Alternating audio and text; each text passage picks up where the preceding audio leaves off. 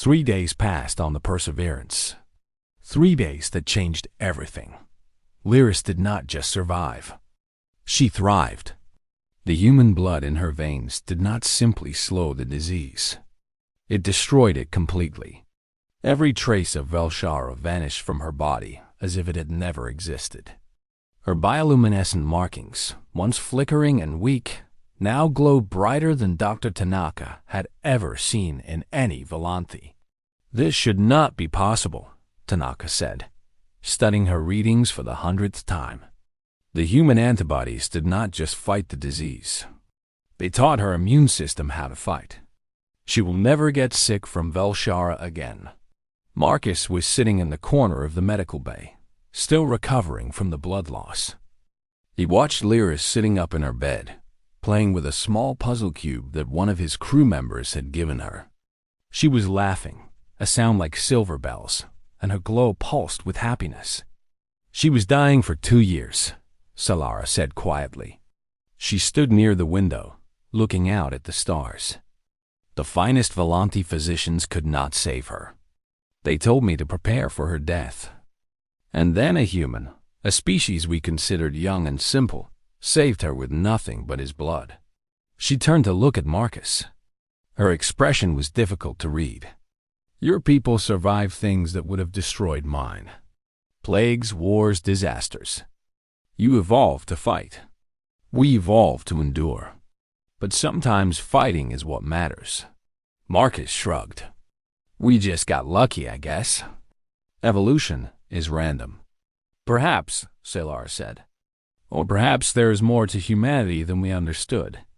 Over the next few days, as the Perseverance escorted the repaired Volanthi ship back toward their space, Salara began watching Marcus closely. She watched him work with his crew, treating them as equals rather than servants.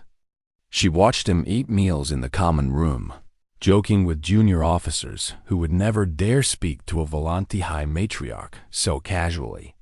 She watched him visit the medical bay every evening to play games with Lyrus, teaching her human card games and telling her stories about Earth. Lyrus adored him. She followed him around the ship whenever her mother allowed it, asking endless questions about humans. Why did they need to sleep so much? Why did they eat so many different foods? Why did Marcus have hair on his face? She called him her hero, her savior, her new favorite person in the whole universe. Marcus just laughed and answered her questions and pretended not to notice the way Salara's eyes followed him wherever he went. One evening, Salara retreated to her quarters and opened the ancient texts that she always carried with her. She searched through records that were older than human civilization, looking for something she half remembered from her studies. Long ago, she found it in a passage written 10,000 years before humans learned to build cities. Venthaler. The blood gift. In ancient times, when Volanthi were fewer and scattered across dangerous worlds, there was no greater gift than blood. To give your blood to save another was to give part of your life, part of your essence. It created a bond that could not be broken. The one who received the gift owed a debt that could only be paid in one way, by joining their bloodline with the giver. Salara read the passage again and again. The law was ancient, nearly forgotten, but it had never been removed. It was still sacred. And Marcus Chun had performed Venthaler without even knowing it. She sat in silence for a long time, thinking about what this meant. She was a high matriarch, one of the most powerful women in Volanthi society. Her bloodline stretched back thousands of years. The idea of joining it with a human, a member of a species her people consider barely civilized, would have seemed absurd a week ago. But Marcus had saved her daughter. He had given his blood freely, asking nothing in return. He had risked his life for a child he had never met, simply because it was the right thing to do. Perhaps Salara thought that was worth more than 10,000 years of tradition. She made her decision. The next morning, when the Perseverance was just hours from the Volanthi border, Salara requested a formal meeting with Commander Chun. Marcus agreed. expecting some kind of diplomatic thank you ceremony. He was not prepared for what happened instead. Salara arrived in the ship's small conference room wearing ceremonial robes that Marcus had never seen before. They were deep blue, trimmed with silver, and they glowed with patterns that seemed to shift and move. Her own bioluminescent markings were bright and steady, pulsing in a rhythm that meant something Marcus could not understand. Lyrus was with her, wearing small robes of the same color, looking excited about something she clearly knew. Several of Marcus's crew were present, including Dr. Tanaka and Lieutenant Park. They all watched in confusion as Salara walked to the center of the room and stopped in front of Marcus. Then she knelt. Marcus stared. A high Mayoreg, kneeling before a human. He had read enough about Volanthi culture to know that this never happened. Matriarchs knelt to no one. Commander Marcus Chen of Earth, Salara said, her voice formal and clear. You have performed Venthaler, the sacred blood gift. You have given part of yourself to save my bloodline. By the ancient laws of my people, I am bound to you. I offer myself as your mate, to join our bloodlines forever, to honor the gift you have given. The room went completely silent.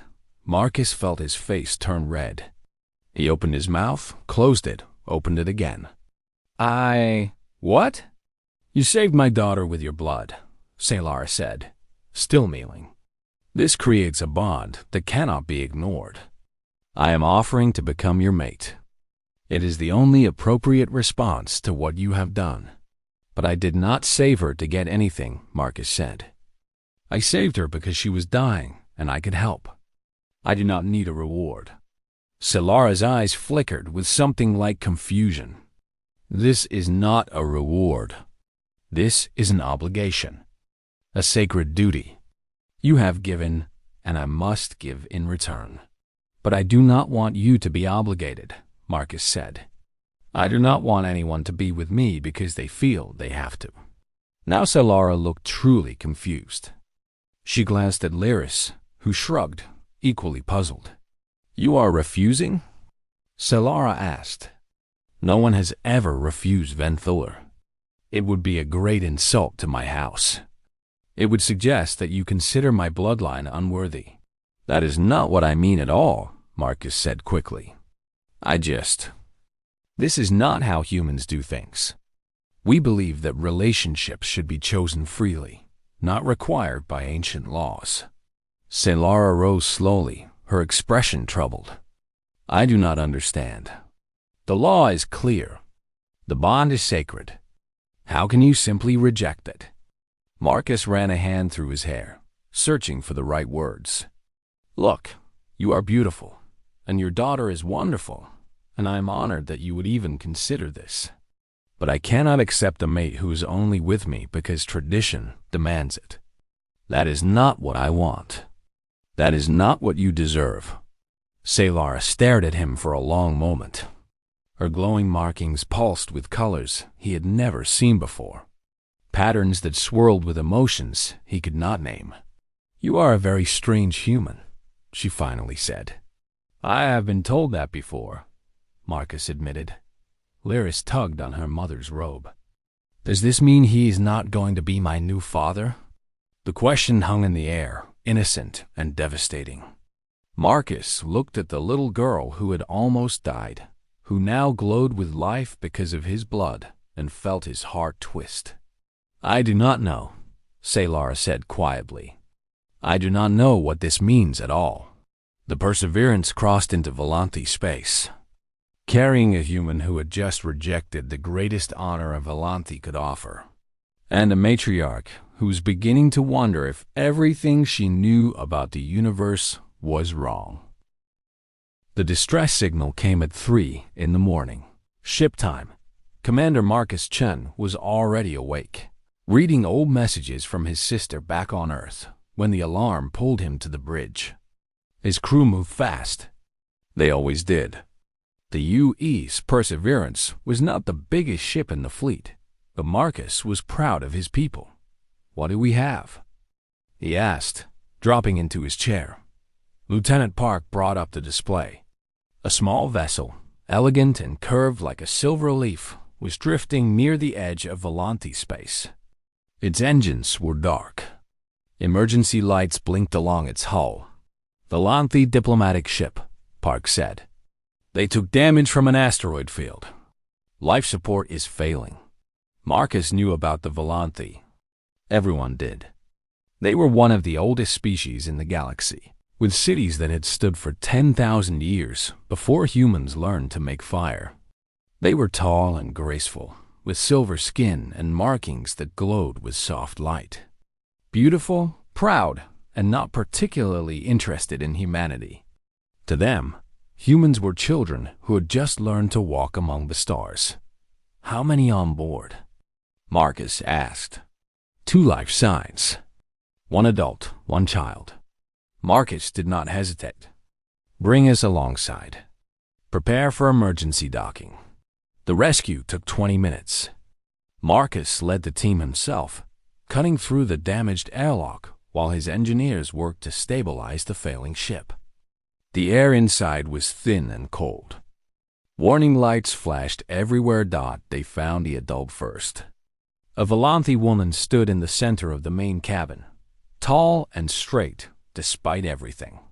Her silver skin was pale, and her glowing markings were dim with exhaustion, but her eyes burned with fierce determination. She held a weapon pointed at the doorway. Marcus raised his hand slowly. We received your distress signal. We are here to help. The woman studied him for a long moment. Then her eyes moved past him to the child lying on a small bed against the wall. My daughter, she said. Her voice was low and strained. She is very sick. The medical station is 3 days away. She does not have 3 days. Marcus looked at the child. She was small, maybe 7 years old by human standards. Her silver skin had a gray tint that looked wrong, and her bioluminescent markings were barely visible, flickering like candles about to go out. She was breathing, but each breath seemed to cost her everything. Bring them both to our medical bay, Marcus ordered. Now, the Volanti woman finally lowered her weapon. I am High Matriarch Salara Venketh, she said. The child is Lyrus, my daughter. She has Velshara. Your doctors will not know this disease. No one can help her. We will try, Marcus said simply. They carried Lyrus to the Perseverance with gentle hands. Salara walked beside them, never taking her eyes off her daughter. Marcus noticed that her hands were shaking, though her face showed nothing. Dr. Yuki Tanaka was waiting in the medical bay. She was a small woman with sharp eyes and steady hands, and she had never met a problem she would not fight. She ran her scanners over the small alien girl, while Salara stood rigid nearby. The disease is attacking her blood, Tanaka said after a few minutes. Her voice was grim. It is breaking down the cells that carry oxygen and nutrients. Her organs are starting to fail. Can you stop it? Marcus asked. I do not have Volanti medicine. I do not have Volanti blood for transfusion. Tanaka paused, staring at her readings. But there is something strange here. She pulled up a comparison on her screen. Volanti blood chemistry next to human blood chemistry. The differences were obvious, but Tanaka was pointing at something else. Human blood has antibodies that the Volanti do not have, she said slowly. Our species evolved fighting diseases for millions of years. We survived plagues that killed billions. Our blood learned to fight. She looked at Marcus. Volanti evolved on a clean world. They never needed these defenses. But this disease, Velshara, it looks like something our antibodies might be able to attack. Salara stepped forward. You are suggesting a human blood transfusion? That has never been done. The risks are unknown. You could kill her faster. She's dying anyway, Tanaka said quietly. This might give her a chance. Or it might give her a painful death instead of a peaceful one. Marcus watched the small girl on the bed. Her chest rose and fell with tiny, struggling breaths. Her flittering glow was growing weaker by the minute. He thought about his own niece back on Earth, about the same age, who liked to pick flowers and ask endless questions about space. "I will do it," he said. Everyone turned to look at him. "I will donate the blood," Marcus continued. "If there are risks, I will take them." "Doctor, tell me what you need." Salara stared at him. "You do not know us. You do not know my daughter. Why would you risk your life for strangers?" Marcus met her eyes. "Because she is a child, and she is dying, and I might be able to help." "That is enough." For a moment, something flickered in Salara's expression. Confusion, perhaps, or something she did not have a name for. Then she stepped back and nodded once.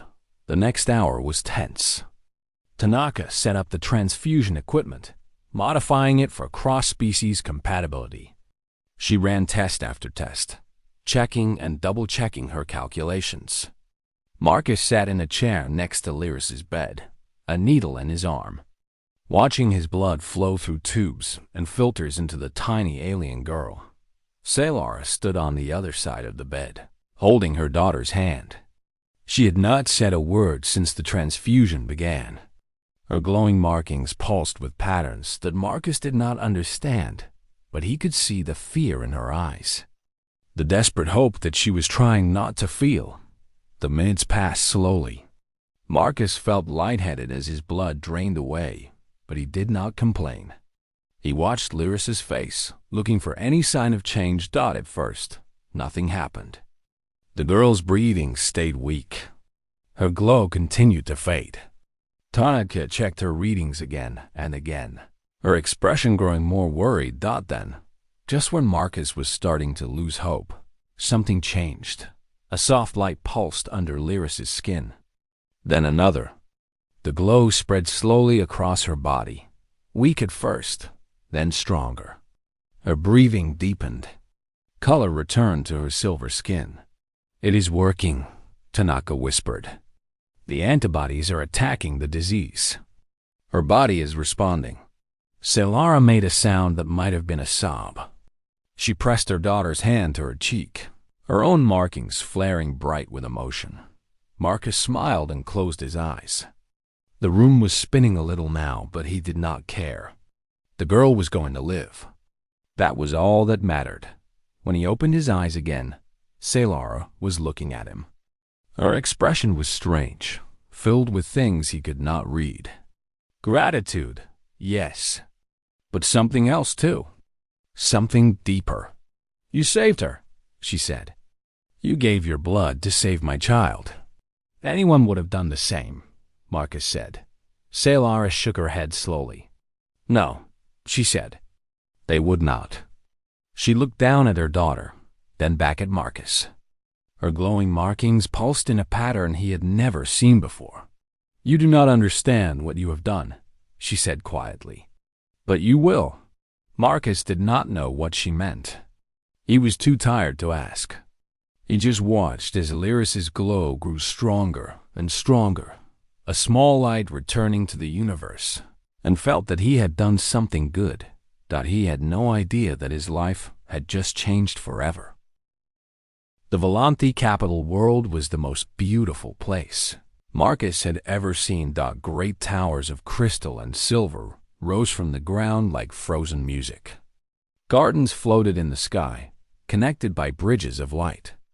The air itself seemed to glow with soft colors, and everywhere Marcus looked, he saw the elegant forms of the Volanthi people moving through their ancient city. But he also saw something else. He saw how they looked at him, some with curiosity, some with confusion, and some with something that looked like fear. Word had spread fast. A human had saved the daughter of High Matriarch Salara Vankith. A human had performed Venthiler. A human had been offered the greatest honor in Volanthi society, and had rejected it. The Volanthi did not know what to make of any of this. Marcus and his crew had been invited to stay as guests while the diplomatic details were worked out. The U.S. Perseverance orbited above, while Marcus found himself housed in a beautiful guest wing of Salara's own estate. The rooms were larger than his entire ship cabin, filled with furniture that seemed to grow from the floor like living things. Lyrus visited him every day. She had become his shadow, his constant companion, his unofficial guide to Volanthi culture. She taught him which foods were safe for humans to eat, which gestures were polite and which were rude, and which topics should never be discussed in public. "Mother says you are stubborn," Lyrus told him one afternoon, as they walked through one of the floating gardens. "She says you do not understand our ways." "Maybe I do not," Marcus admitted, "but I am trying to learn." "She also says you are kind," Lyrus added. "She watches you when she thinks no one is looking. Her markings do the color they make when she is confused." Marcus smiled. "I confuse a lot of people." "I am not confused," Lyrus said firmly. "I know exactly what I think. I think you should stay forever and be part of our family and teach me more card games." Marcus laughed, but the laughter faded when he saw a group of Volanthi watching them from across the garden. Their markings were dark, pulsing with colors that Lyrus had told him meant anger and suspicion. They did not approach, but their stares were heavy with meaning. Not everyone was happy about the human in their midst. That evening, Marcus was summoned to a formal reception. The great hall of the matriarch's estate was filled with important Volanthi, nobles and officials and military leaders. Salara stood at the center, beautiful in formal robes, introducing Marcus to one dignitary after another. Most were polite, if distant, but some made their feelings clear. "So this is the human who thinks he can reject our sacred laws," one elderly matriarch said, her voice dripping with contempt. "Tell me, Commander Chun, do your people have any traditions you actually honor? Or do you discard everything that does not serve your convenience?" "I meant no disrespect," Marcus said carefully. "I simply believe the bonds between people should be freely chosen." "Freely chosen," the matriarch repeated, as if the words were poison. "How chaotic.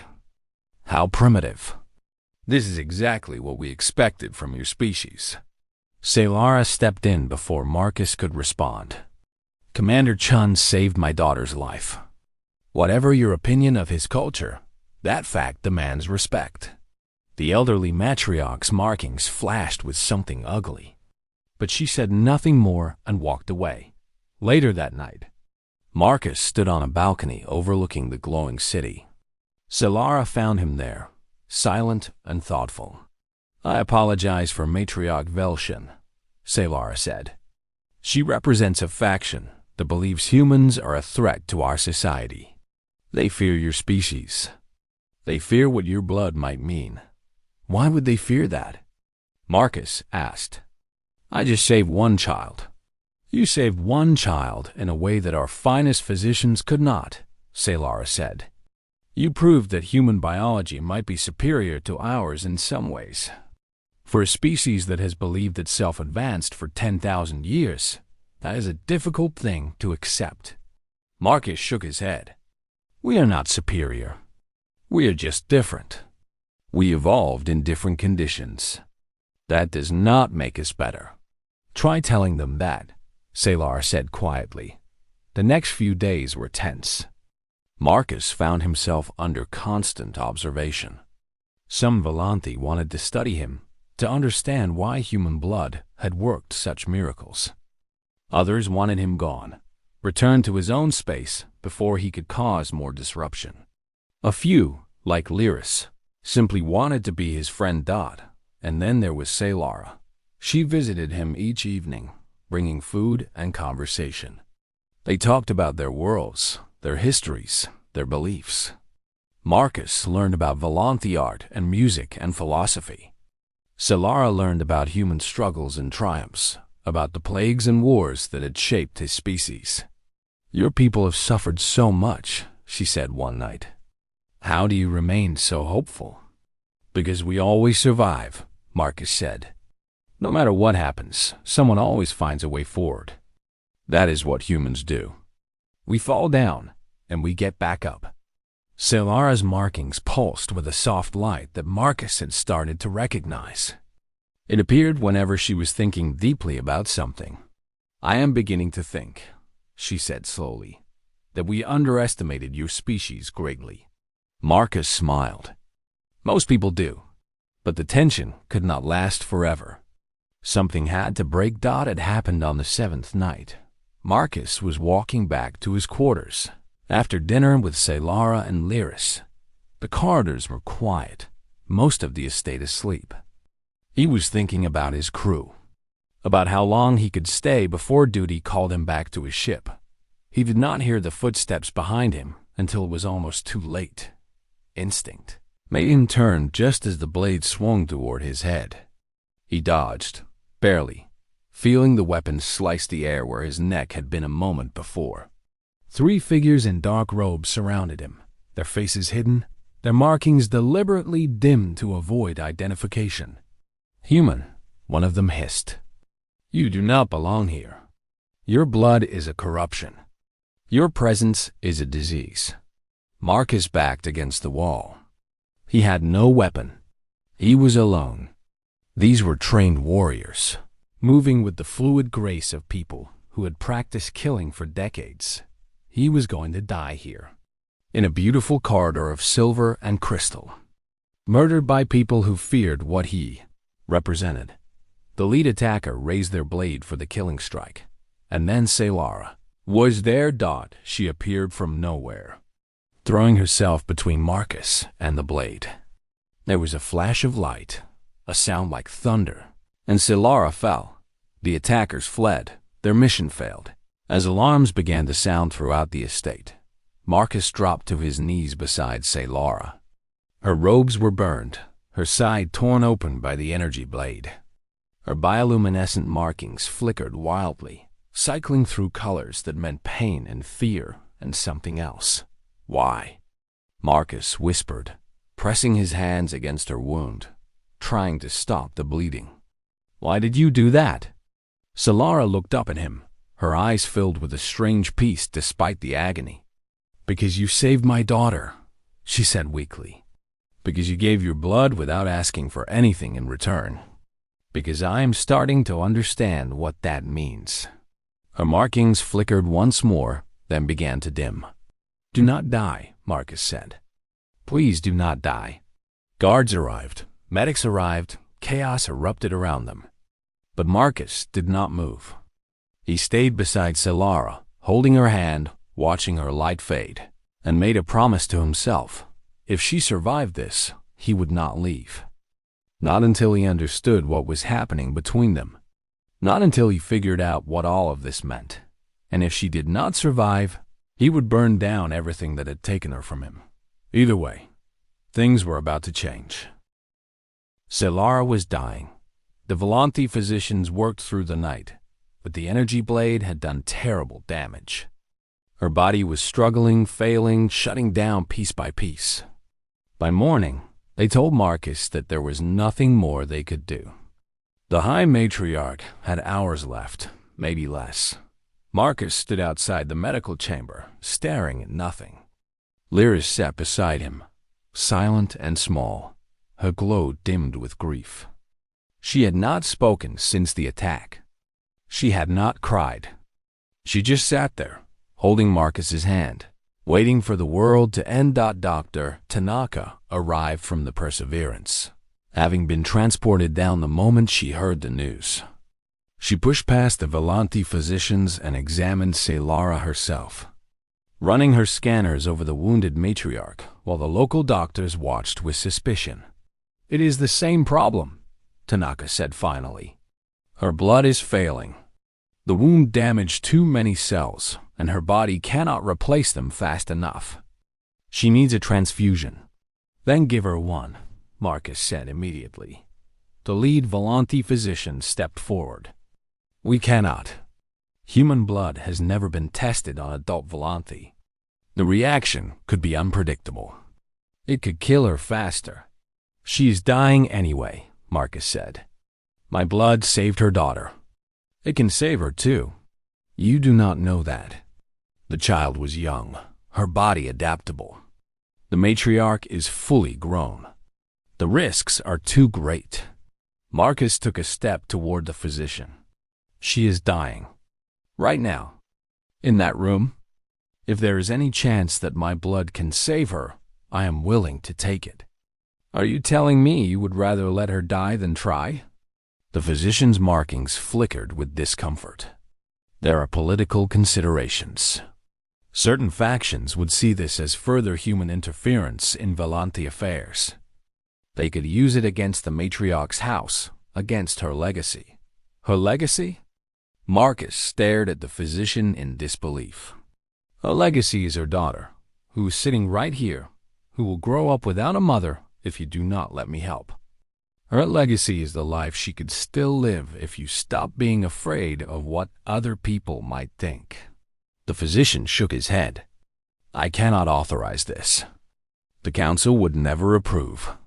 Marcus looked at Tanaka. She looked back, and something passed between them.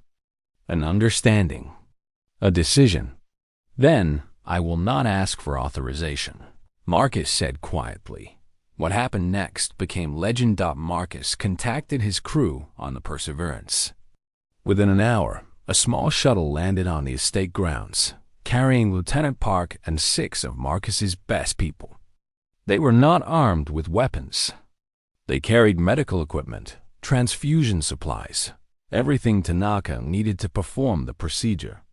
The Volanti guards tried to stop them. They failed. Not because Marcus's people were stronger or better armed, but because they were clever. Park created a distraction near the main gate while others slipped through service entrances. 2 crew members argued loudly with officials, keeping them busy while Tanaka and Marcus made their way to the medical chamber. By the time the Volanti realized what was happening, it was too late. Marcus burst through the doors of the medical chamber, Tanaka right behind him. The Volanti physicians tried to protest, but Marcus was already moving. He sat down beside Salara's bed, rolled up his sleeve, and looked at Tanaka. Do it, he said. Tanaka worked fast. The needle went in. The blood began to flow. Marcus watched his blood travel through the tubes, through the filters, into Salara's failing body. Just like before. Just like with Lyrus. The Volanti physicians watched in horror and fascination. Guards arrived at the door, but hesitated to enter. The word was spreading through the estate, through the city, through networks that carried news to every corner of Volanti space. A human was trying to save the High Matriarch with his own blood. Again, Marcus gave more than was safe. He knew it. Tanaka warned him twice, then 3 times, that he was pushing too far. His vision blurred. His hands went cold. But he did not stop. He could not stop. Salara had thrown herself in front of a blade to save him. He would give every drop of blood in his body to save her in return. Finally, Tanaka physically pulled the needle from his arm. Enough, she said firmly. Any more and you will die. Marcus slumped back in his chair, barely conscious. The room was spinning around him, but he forced his eyes to stay open, forced himself to watch Salara's face, waiting for any sign that it had worked. Minutes passed. Nothing happened. Then, slowly, a faint glow appeared under Salara's skin. It spread like sunrise, soft at first, then brighter. Her markings began to pulse with color. Her breathing deepened. The monitors showed her vital signs stabilizing, then improving, then growing stronger than they had been in days. One of the Volanti physicians made a sound of pure amazement. The wound, he whispered. Look at the wound. The terrible injury in Salara's side was healing. Not slowly, the way wounds normally healed, but fast. Cells were regenerating at impossible speed, powered by human blood that carried the strength of 1,000,000 years of survival. The news spread across Volanti space within hours.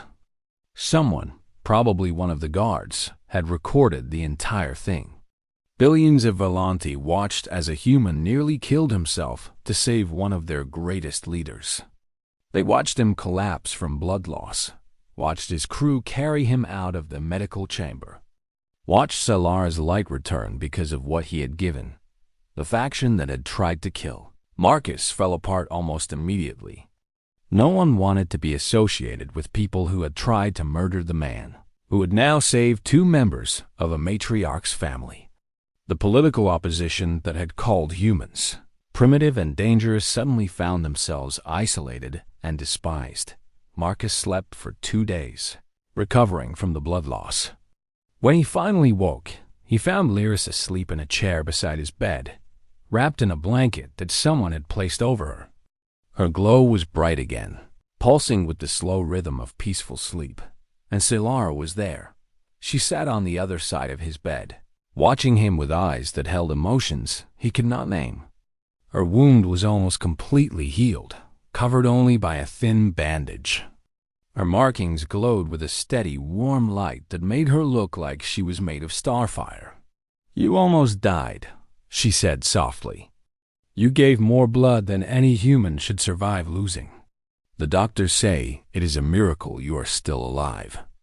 Marcus tried to smile. His lips were dry, his voice weak. "Humans are stubborn. We do not die easily." "Why?"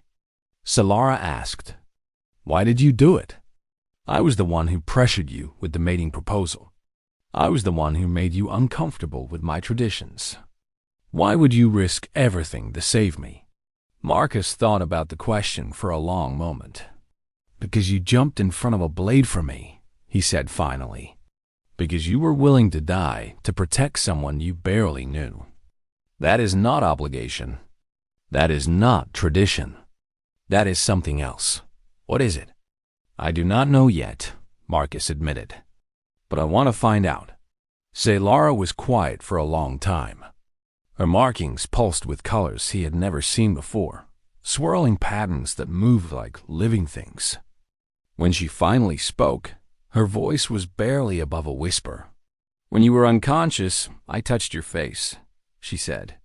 "I do not know why. It felt important. It felt right." She paused. "My markings made a pattern that has not been seen in thousands of years. The physicians did not know what it meant. They had to search the ancient records to find it." "What did they find?" Salara looked at him with eyes full of wonder and fear and something that looked like hope. "They found the pattern that appears when a Volanti falls in love." Marcus did not know what to say. He just reached out, slowly, carefully, and took her hand. Her markings flared bright, then settled into a warm, steady glow. Neither of them let go. The weeks that followed changed the galaxy. News of Marcus's sacrifice spread beyond Volanti space, beyond the territories of a dozen other species, all the way back to Earth. Humanity, the young species that the older civilizations had ignored or dismissed, was suddenly the center of attention. A human had saved a dying child with his blood. A human had broken into a guarded medical facility to save a high matriarch.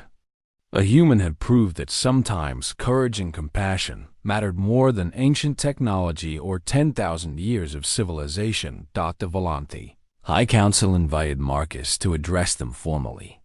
He stood before hundreds of the most powerful people in their society, a lone human in a hall that had been built before his ancestors learned to write, and spoke simply. "I did not do any of this to prove anything about humanity," he said. "I did not do it for politics or power or recognition. I did it because two people were dying, and I could help. That is all. If that means something to your people, then maybe we have more in common than anyone thought." The response surprised everyone, including Marcus. Instead of debate or dismissal, the council voted to establish a formal medical exchange program with Earth. Human doctors would study Volanti biology. Volanti physicians would learn about human immune systems and the evolutionary miracles hidden in human blood. The two species, who had barely spoken to each other for decades, would work together to save lives across the galaxy. it was a beginning.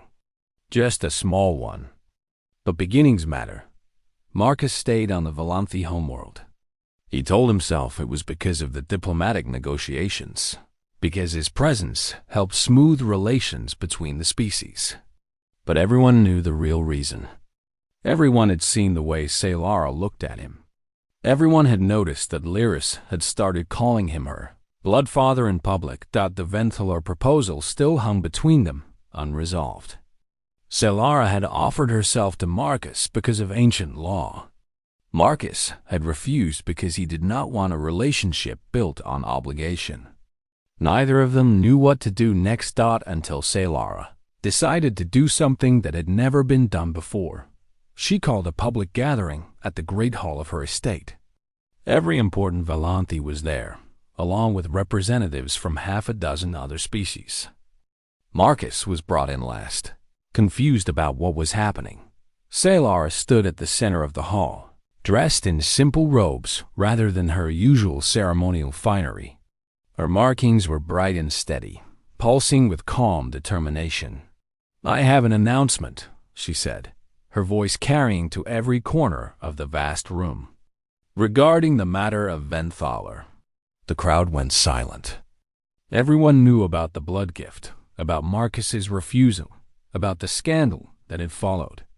"Commander Marcus Chun performed Venthalar when he saved my daughter," Salara continued. "By our ancient law, I was bound to offer myself as his mate. This I did. And he refused." Murmurs rippled through the crowd. Some approving, some scandalized, some simply curious. "At first, I did not understand his refusal," Salara said. "I thought he was rejecting our traditions, rejecting our people, rejecting me. But I have learned that I was wrong. He was not rejecting anything. He was honoring something that humans hold sacred." She paused, her markings shifting to colors that meant deep emotion. "Choice," she said. "The human belief that bonds between people should be freely chosen, not required by law or tradition. The idea that love means nothing if it is forced." The hall was completely silent now. No one had ever heard a high matriarch speak like this. "I have thought about this for many weeks," Salara said, "and I have decided that the humans are right. Venthalar is a beautiful tradition, but it is also a cage. It forces bonds between people who might not choose each other. It turns gratitude into obligation. It makes love into duty." She turned to face the gathered matriarchs, the elders who held power over Volanthi society. "I am withdrawing my Venthalar claim," she announced. "I am releasing Commander Chun from any obligation to me or my house. He gave his blood to save my daughter and to save me. Those were gifts freely given. I will not turn them into chains." The reaction was immediate. Some matriarchs nodded in approval. Others looked horrified. A few started to object, but Salara raised her hand for silence. "This is not an insult to our traditions," she said. "This is an evolution. The humans have shown us that there are other ways to honor gifts, other ways to form bonds. Perhaps it is time we learn from them, just as they might learn from us." She turned to Marcus, who stood frozen in place, overwhelmed by what he was witnessing. "Commander Chun," she said, her voice softer now, almost gentle. "You are free. You owe me nothing. You can return to your ship, your fleet, your people. No law holds you here."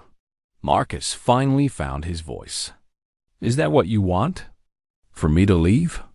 Salara's markings pulsed with the colors he had learned to recognize. The colors that meant love. "No," she said quietly. "What I want is to ask you something. Not as a high matriarch to a human. Not as obligation to duty. Just as me, Salara, to you, Marcus." She took a step toward him. Then another. The whole galaxy seemed to hold its breath. "Would you like to have dinner with me?" she asked. Just dinner. Nothing formal. Nothing required. Just two people getting to know each other, seeing if there might be something between them worth exploring. Marcus smiled. For the first time since this all began, he did not feel confused or pressured or overwhelmed. He just felt happy. "I would like that very much," he said. Lyrus, who had been watching from the edge of the crowd, let out a cheer that echoed through the hall. Her glow brightened until she was almost too bright to look at, and she ran to throw herself at both Marcus and her mother, hugging them with all the strength her small body possessed. The crowd began to applaud. Not everyone, not immediately, but enough. Enough to show that something had changed. 6 months later, Marcus was still on the Volanthi homeworld. Not as a diplomat or a curiosity, but as something else. Something new. The garden behind Salara's estate had been modified to include human plants and paths suitable for human activities. It was there that Marcus spent most of his afternoons, teaching Lyrus to ride a bicycle. The bicycle had become famous across Volanthi space. Young Volanthi everywhere wanted one, wanted to learn this strange human contraption that required balance and courage and the willingness to fall down and get back up. Schools were starting to teach the sport. Parents were building bicycles for their children, all because one human had given one to his blood daughter. Salara watched from the terrace as Lyrus wobbled and laughed and fell and got up again. Her markings glowed with steady warmth, brighter than they had ever been. One hand rested on her stomach, where new life was just beginning to grow. The news had not been announced yet. There would be time for that later. Time for celebrations and ceremonies and explanations about how this pregnancy was possible, about the miracle of two species creating something new together.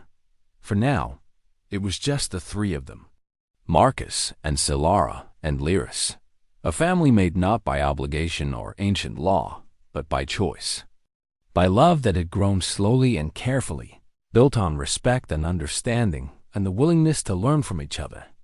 Marcus looked up at Salara and waved. She waved back, her markings flashing with the pattern of happiness.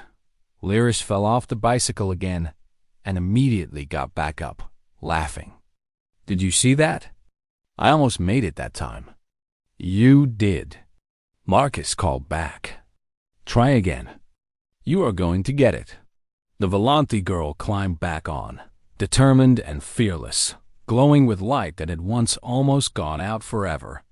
Behind her, the ancient towers of the Volanthi capital reached toward the sky.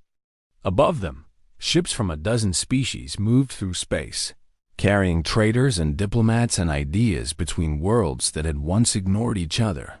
The galaxy was changing. Slowly, imperfectly, but changing. Humans and Volanthi were working together now. Other species were watching, considering, wondering if they too might have something to learn from the young species that had shown such unexpected strength. It had all started with one human, who gave his blood to save a stranger's child, who asked for nothing in return, who believed that helping someone simply because they needed help was reason enough. That was what humans were made of. Salara understood now. Not their biological strength, though that was remarkable. Not their stubborn will to survive, though that was impressive. What made them special was their hearts. Their impossible, irrational, beautiful capacity to care about others. To give without counting the cost. To love without requiring a reason. She had spent her whole life among the most advanced species in the galaxy. She had studied 10,000 years of Volanthi wisdom. And it had taken one human, one act of selfless kindness, to teach her the most important lesson of all, that the best things in life are never owed. They are always given, and sometimes, if you are very lucky, they are given back. Lyrus finally made it all the way down the path without falling. She threw her arms in the air and cheered. And Marcus cheered with her, and Salara laughed from the terrace. A glow lighting up the garden like a second sun. The future stretched out before them, unknown and full of possibility. They would face it together, as a family, as something new. And they would face it with love.